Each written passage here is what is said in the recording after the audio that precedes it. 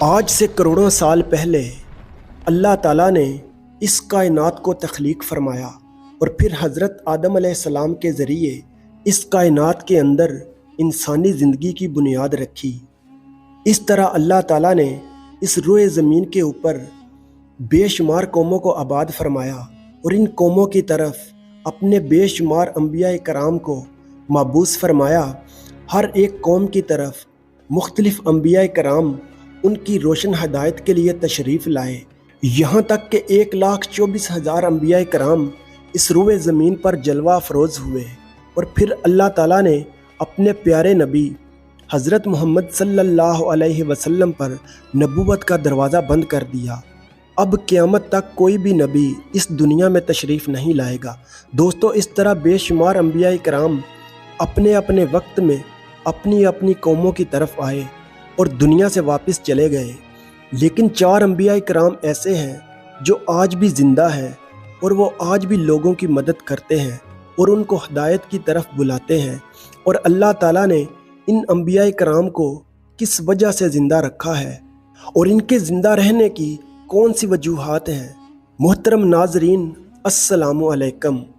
آج کی ویڈیو میں ان 4 انبیاء کرام کے متعلق گفتگو کریں گے، لہٰذا آپ سے گزارش ہے کہ اس ویڈیو کو آخر تک ضرور دیکھیے گا۔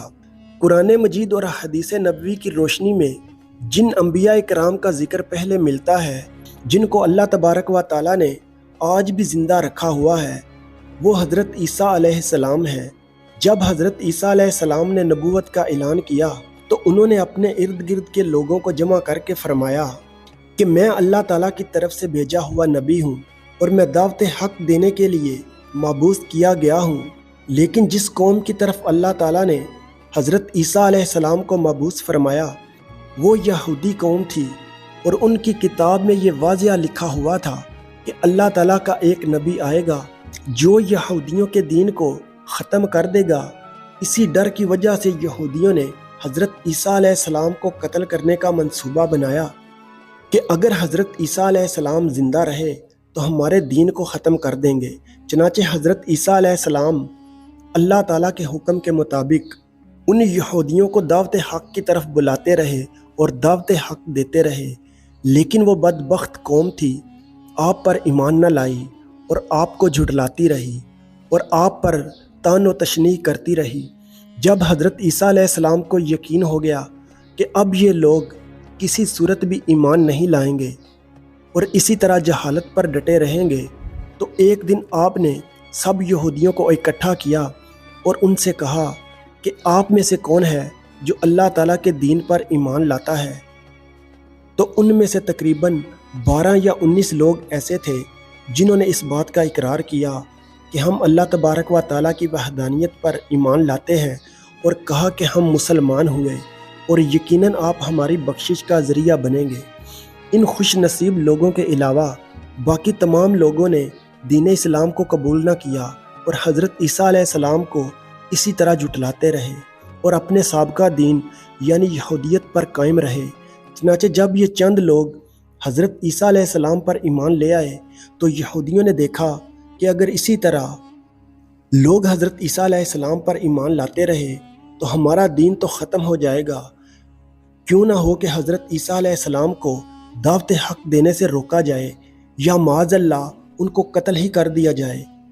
اس طرح تمام یہودیوں کی مشاورت کے بعد حضرت عیسیٰ علیہ السلام کو قتل کرنے کا منصوبہ بنا لیا گیا۔ چنانچہ یہودیوں نے ایک توتیانوس نامی شخص کو مقرر کیا کہ وہ حضرت عیسیٰ علیہ السلام کو قتل کر دے۔ جب توتیانوس حضرت عیسیٰ علیہ السلام کے پاس ان کو قتل کرنے کے ارادے سے جا رہا تھا تو ادھر اللہ تعالیٰ نے ایک فرشتے کو حکم دیا کہ جاؤ اور حضرت عیسیٰ علیہ السلام کو آسمان کی طرف اٹھا لاؤ۔ وہ فرشتہ اللہ تبارک و تعالیٰ کے حکم کی تعمیل کرتے ہوئے حضرت عیسیٰ علیہ السلام کی طرف گیا اور ان کو اپنے ساتھ آسمانوں کی طرف لے گیا۔ اس طرح جب حضرت عیسیٰ علیہ السلام آسمان کی طرف اٹھائے گئے تو اس وقت ان کی عمر مبارک 33 سال تھی، اور ادھر یہودی باہر کھڑے ہو کر اس شخص کا انتظار کر رہے تھے جس شخص کو انہوں نے حضرت عیسیٰ علیہ السلام کو قتل کرنے کے لیے بھیجا تھا کہ نہ جانے کب طوطیانوس حضرت عیسیٰ علیہ السلام کو معاذ اللہ قتل کر کے باہر آئے گا۔ اس طرح جب کافی دیر ہو گئی لیکن وہ شخص واپس نہ آیا تو اس وقت تمام یہودی حضرت عیسیٰ علیہ السلام کے گھر کی طرف گئے کہ آخر دیکھیں کہ یہ ماجرا کیا ہے۔ تو انہوں نے ایک شخص کو دیکھا جس کا چہرہ حضرت عیسیٰ علیہ السلام جیسا تھا۔ انہوں نے اسے قتل کر دیا، اور قتل کرنے کے بعد انہوں نے دیکھا کہ یہ چہرہ تو حضرت عیسیٰ علیہ السلام جیسا ہے، پر یہ تو ہمارا بھیجا ہوا وہی شخص یعنی طوطیانوس ہے جس کو ہم نے حضرت عیسیٰ علیہ السلام کے قتل کے لیے بھیجا تھا، جس کے متعلق اللہ تعالیٰ سورہ نساء میں فرماتا ہے، اور ان کے اس کہنے کی وجہ سے ہم نے اللہ کے رسول یعنی عیسیٰ علیہ السلام کو قتل کر دیا، حالانکہ انہوں نے ان کو قتل نہ کیا نہ انہیں سولی چڑھایا، مگر ان کے لیے کسی کو حضرت عیسیٰ علیہ السلام کا ہم شکل بنا دیا گیا۔ اور بے شک جو لوگ ان کے بارے میں اختلاف کر رہے ہیں وہ شک میں پڑے ہوئے ہیں، اور ان کے پاس کچھ بھی علم نہیں، مگر یہ لوگ گمان کی پیروی کر رہے ہیں۔ بلکہ اللہ تبارک و تعالیٰ نے عیسیٰ علیہ السلام کو آسمانوں کی طرف اٹھا لیا تھا، اور یقیناً وہ قتل نہیں کیے گئے۔ اور رسول اللہ صلی اللہ علیہ وسلم نے فرمایا حضرت عیسیٰ علیہ السلام قیامت سے پہلے زمین پر تشریف لائیں گے اور سنت نبوی کے مطابق زندگی گزاریں گے۔ حضرت عیسیٰ علیہ السلام ہی صلیب کو توڑیں گے اور دجال کا جڑ سے خاتمہ کریں گے، اور حضرت عیسیٰ علیہ السلام تقریباً 7 برس اس دنیا کے اندر زندگی گزاریں گے۔ دوستو، اب بات کرتے ہیں دوسرے نبی کی جن کو اللہ تعالیٰ نے زندگی عطا فرمائی ہوئی ہے، اور ان کا نام حضرت خضر علیہ السلام ہے۔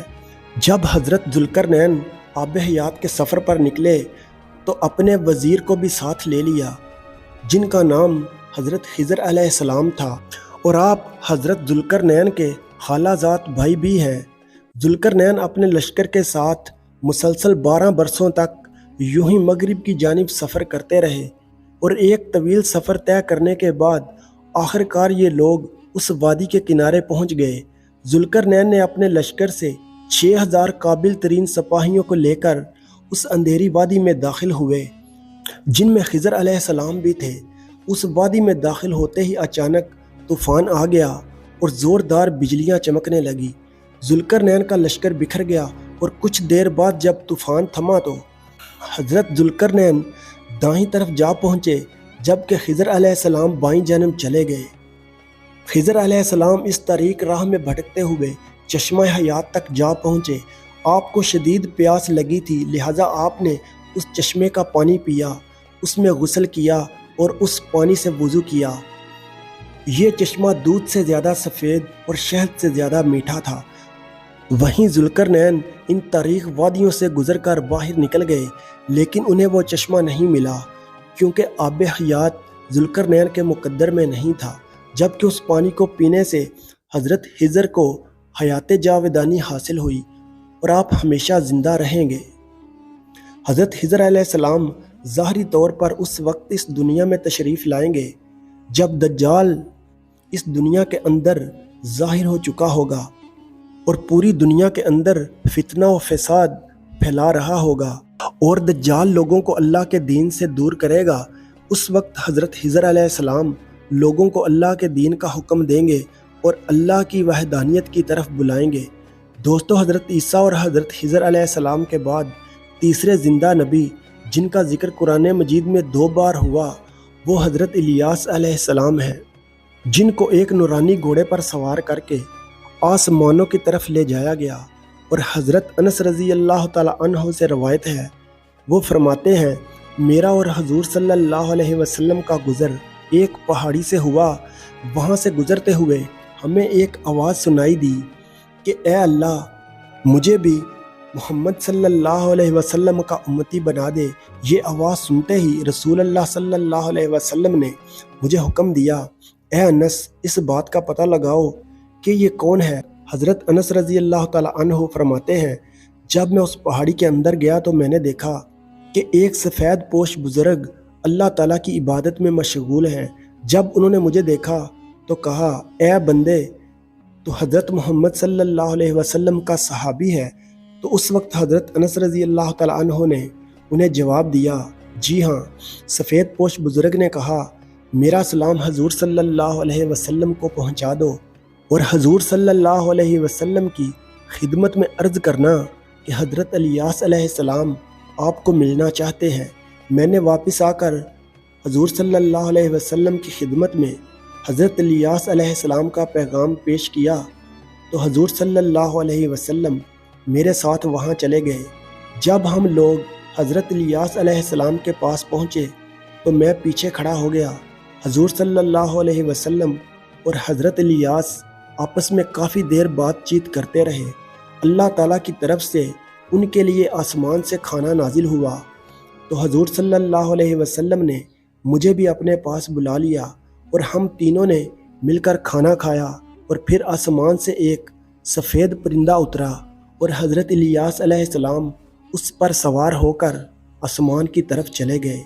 دوستو، اب بات کرتے ہیں چوتھے نبی کی جو آج بھی زندہ ہے، جن کا نام حضرت ادریس علیہ السلام ہے، اور ان کے زندہ ہونے کی بھی روایتیں ملتی ہیں۔ قرآن مجید میں ان کے زندہ ہونے کا ذکر کچھ اس طرح ہوا ہے کہ وہ ایک راست باز انسان اور نبی تھے۔ بے شک اللہ تعالیٰ نے ان کو بلند مقام پر اٹھایا تھا۔ بلند مقام سے مراد جنت ہے، اور حضرت ادریس علیہ السلام کو جنت اور جہنم بھی دکھائے گئے، اور ان کی خواہش کے مطابق ان کو مار کر پھر زندہ کیا گیا، اور ان کی ملاقات شب معراج کو حضور صلی اللہ علیہ وسلم کے ساتھ چوتھے آسمان پر ہوئی تھی۔ دوستو، اگر ویڈیو اچھی لگی ہو تو ویڈیو کو لائک کریں اور چینل کو سبسکرائب کریں۔ شکریہ۔